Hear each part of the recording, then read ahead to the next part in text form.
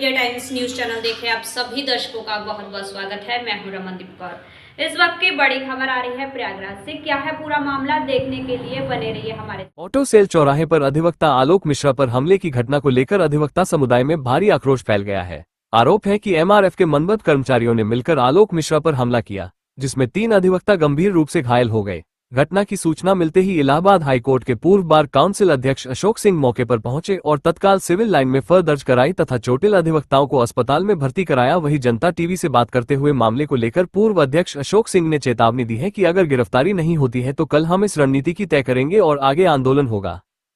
विरोध प्रदर्शन आपकी तरफ से किया गया है और अभी क्या स्टेटस है? अभी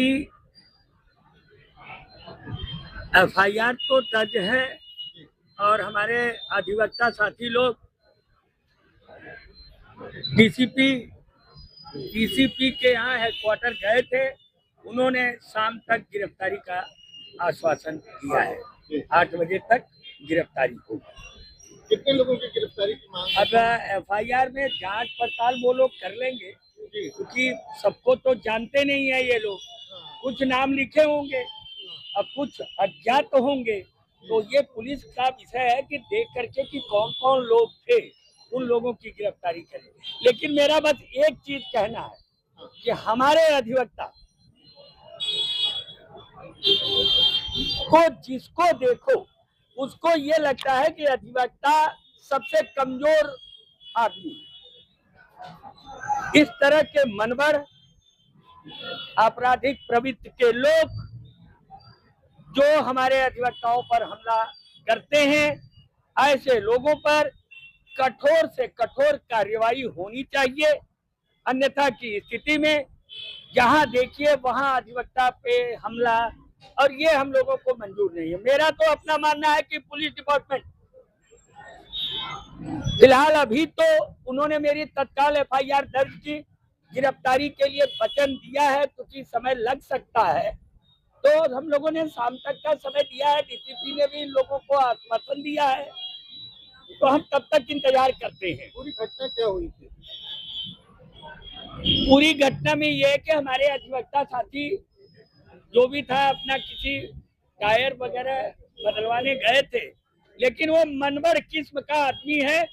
जो मैंने सुना कि कई लोगों ने ये बात कही कि जो जाता है, 1 हफ्ता पहले भी वो कुछ लोगों को बेइज्जत किया, इसके पहले भी 10-15 दिन पहले किया। इस तरह से वो करता है जैसे लगता है उसकी मनमरई है। सुना है उसके कुछ बहुत बड़े सोर्स हैं। हमारा किसी से दुराव नहीं है, लेकिन जो इस तरह का कृत्य करेगा उसको सजा हम लोग दिलाएंगे। हमारा किसी पर्सनल सार्वजनिक विरोध नहीं है, पर्सनल है कि आपने पर्सनल इस तरह की हरकत करते हो, अधिवक्ता के साथ मारपीट करना, उन्हें बेइज्जत करना, ये गलत है। जिस तरह से अभी पिछले कुछ दिनों पहले ही एक पत्रकार की प्रशासन को यही कहेंगे कि जिस तरह से जैसे ही घटना हो तत्काल उस पर एक्शन होना चाहिए। अगर उसमें हीला हवाली पुलिस करती है तो पुलिस उसके लिए जिम्मेदार होगी। पत्रकार की जो हत्या हुई थी, मैं आपको जानकारी दे दूं, आज ही वो मुकदमा हाईकोर्ट में लगा था, ये सारे लोग मौजूद थे। मैंने उसका भी प्रतिरोध इसी तरीके से किया है कि सिविल लाइन जैसे जगह पर इस तरह से किसी पत्रकार को, और वो भी सिविल लाइन जैसे जगह पर काटा गया, और उसकी भी जमानत अगर 3 महीने 4 महीने में दे दिया जाए तो यह माना जाएगा कि अशोक सिंह की भी काट के हत्या करने 3 महीने बाद जमानत हो जाएगी। तो फिर किसी के साथ भी हो सकता है। ऐसे लोगों को एक सजा भी गंभीर मिलना चाहिए, और अगर कोई दे या न दे, हम लोग सक्षम है सजा दिलाने के लिए। अगर आलोक मिश्रा जी पे और राहुल मिश्रा पे और अजय कुमार पे, ये जो हमारे अधिवक्ता भाई है, अगर किसी भी प्रकार का जो कोताही बरती गई अगर पुलिस के द्वारा, तो उसके लिए जिम्मेदार पुलिस होगा। और उसके लिए मैं इंस्पेक्टर को दोषी नहीं मानता कि केवल इंस्पेक्टर को बात कही जाए। इंस्पेक्टर के साथ उसका एसीपी, उनके डीसीपी, उनके पुलिस कमिश्नर सभी जिम्मेदार होंगे, क्योंकि ये जानकारी सभी को है।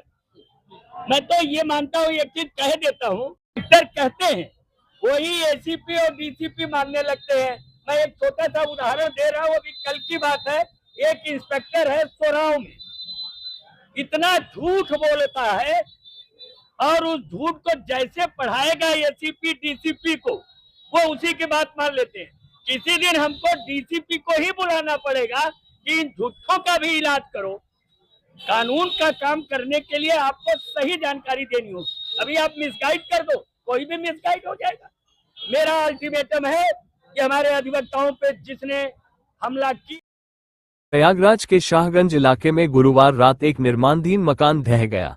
मकान गिरने से मलबे में 2 मजदूर दब गए। हादसे से अफरा तफरी मच गई। आसपास के लोगों ने दौड़कर बचाव कार्य शुरू किया। मलबे में दबे दोनों मजदूरों को निकाल अस्पताल पहुंचाया गया है। गली में गिरे मलबे को साफ किया जा रहा है। राहत कार्य अभी भी जारी है। खबर पाकर पुलिस और एसडीआरएफ भी मौके पर पहुंच गई है। हादसा शहर के शाहगंज थाना क्षेत्र सौदागर की मस्जिद के बगल में हुआ। यह मकान मो अजीज का है। उनका सरकारी राशन गल्ले का कोटा है। 20 फीट गहरा बेसमेंट बनाया जा रहा था। मकान में करीब 1 महीने से निर्माण कार्य चल रहा था। करीब 20 फीट गहरा बेसमेंट बनाया जा रहा था। बेसमेंट में ज्यादा खोदाई कर दी गई। गुरुवार को पिलर उठाने के दौरान मकान का बचा हुआ हिस्सा ढह गया। काम कर रहे 3 मजदूर मलबे में दब गए, जबकि मिस्त्री को ईंट लगने से चोट लगी। शोर मचने पर लोगों ने राहत कार्य शुरू कर मजदूरों को बाहर निकाला। दोनों को काफी चोट लगी है। उन्हें स्वरूप रानी नेहरू अस्पताल में भर्ती किया गया है।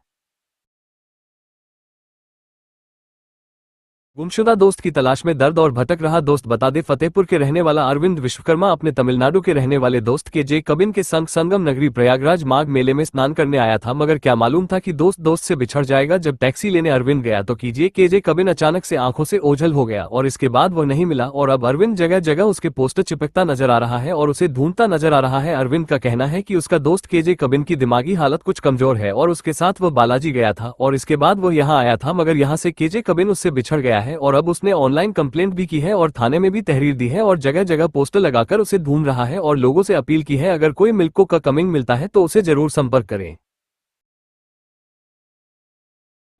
फतेहपुर का रहने वाला हूँ अरविंद विश्वकर्मा, और मेरा दोस्त को लेके आया था तमिलनाडु से, तमिलनाडु का है, और हम प्रयागराज घूमने आए थे कुंभ मेला हनाने।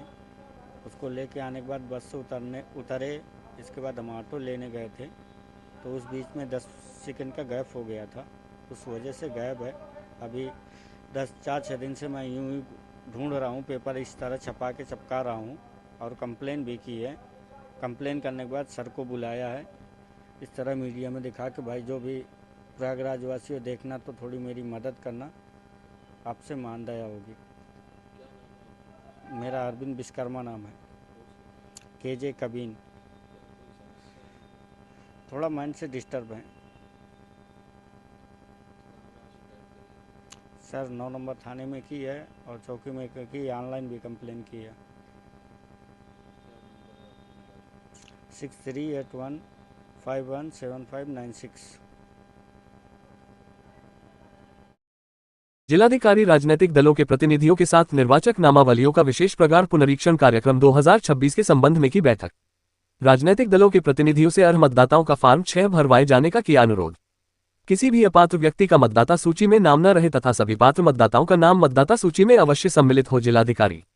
जिलाधिकारी मनीष कुमार वर्मा की अध्यक्षता में गुरुवार को संगम सभागार में मान्यता प्राप्त राष्ट्रीय एवं राज्य राजनीतिक दलों के प्रतिनिधियों की उपस्थिति में विधानसभा निर्वाचन क्षेत्रों की निर्वाचक नामावलियों का विशेष प्रगाढ़ पुनरीक्षण कार्यक्रम 2026 के संबंध में बैठक आयोजित हुई।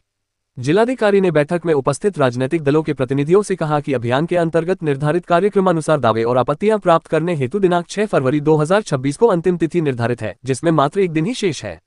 अतः आप सभी प्रतिनिधियों से अनुरोध है कि आपके द्वारा नियुक्त BLA की मदद से दिनांक 6 फरवरी 2026 को अर्ह मतदाताओं का फॉर्म 6 भरवाएं, जिससे कि उनका नाम 6 मार्च 2026 को प्रकाशित होने वाली अंतिम सूची में सम्मिलित हो सके।